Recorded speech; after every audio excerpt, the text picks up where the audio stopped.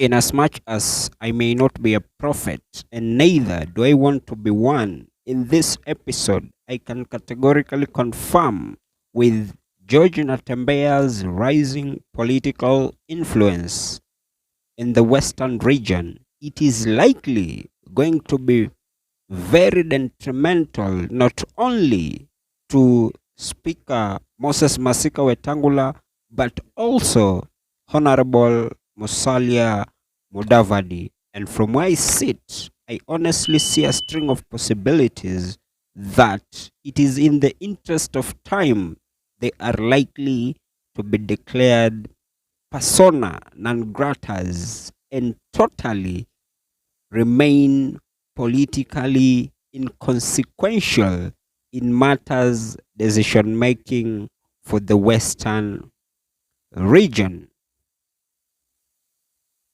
Listen, with Governor George Natembea's rising popularity in the Western counties, it gives me credence that Honorable Musalia Mudavadi and Moses Masika Wetangula have optimally reached their political shelf life, and we shouldn't in any way forget that George Natembea's influence is not only going to be detrimental to Omwana Wahana, Honorable Musalia Mudavadi, but likely I see a string of possibilities.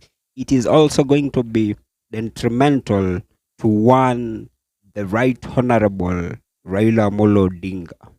And here is why.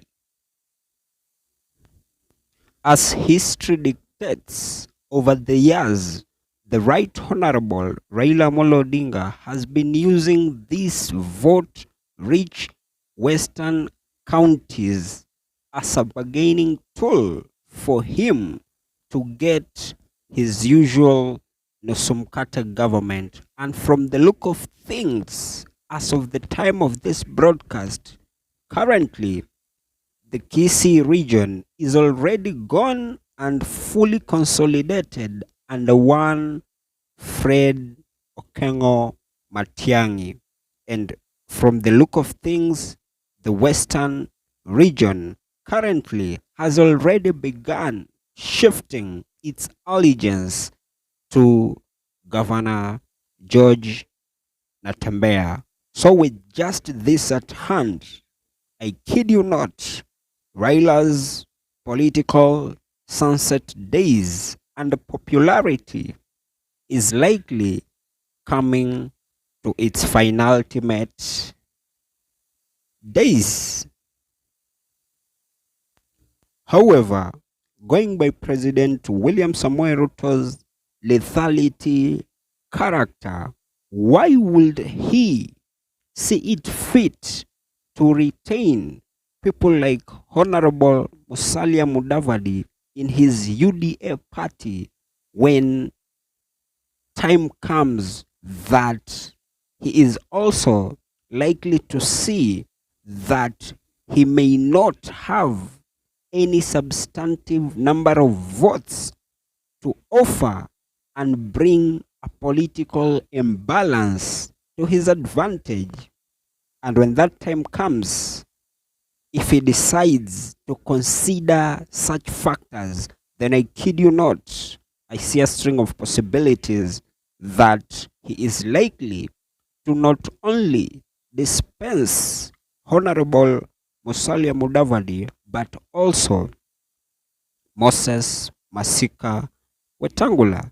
And I'm saying this because this being politics, it's never about friendship, but rather extensively about numbers.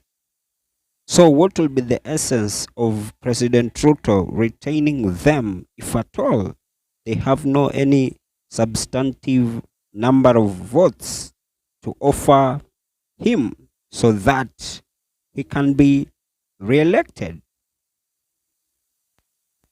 What will be the essence of President William Samoei Ruto having the two self-proclaimed Western leaders on board in his government, and yet they are politically inconsequential.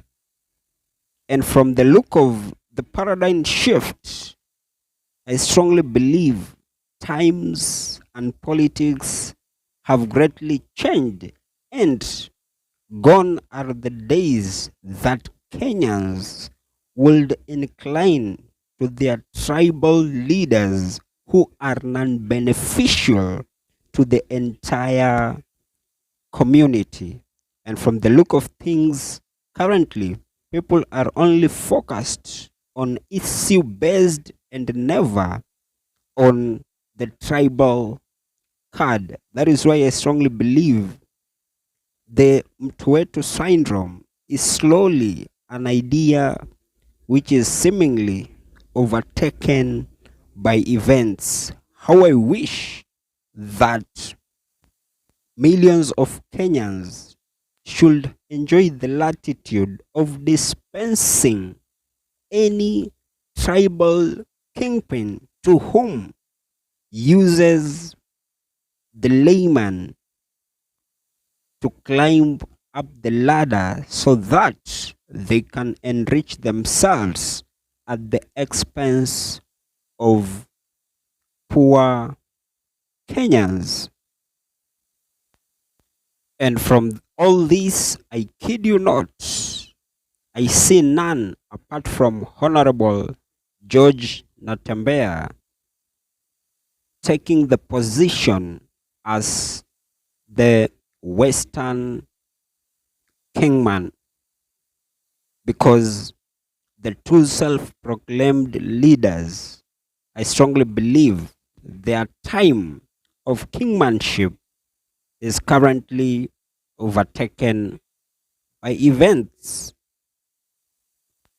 And with with this at hand, question remains: where shall the two self-proclaimed Western kingpins go to, if at all President William Samoei Ruto is likely to dispense them just because they may be inconsequential in matters delivery of votes? But from where I sit, that has just been my opinion.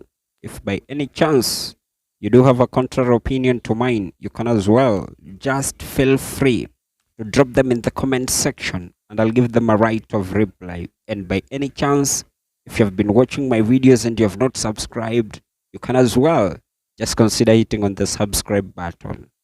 Thank you and may God bless you.